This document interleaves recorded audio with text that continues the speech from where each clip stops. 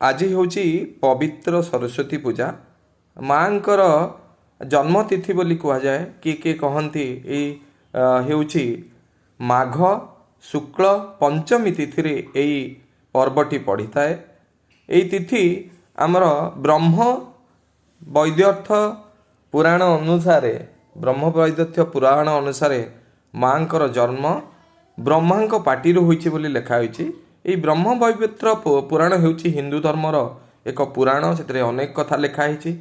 माँ धरी थांती वीणा शुभ्र वस्त्र माँ धरी थांती हाथ में पुस्तक वीणा पुस्तक धारिणी माँ धरी थांती शुभ्र वर्ण व धला रंगर परिधान करती।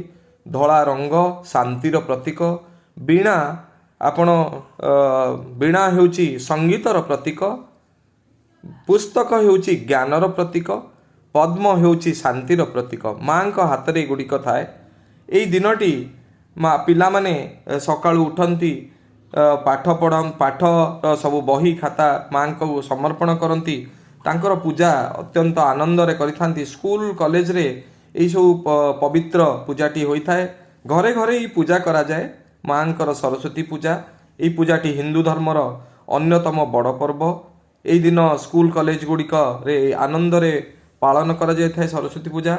भोग लगी थाए विभिन्न प्रकार भोग लगी थाए। शांति रे समस्ते यही पूजाटी करथांती। पिला मानकर एक आनंदर दिन। यही दिन रे मु आपन को कहिबी एथिरे हमर जेमती हिंदू धर्म रे सबु माँ माननकु शक्ति दिया जाइति विभिन्न भाग रे भाग करा जाइछि।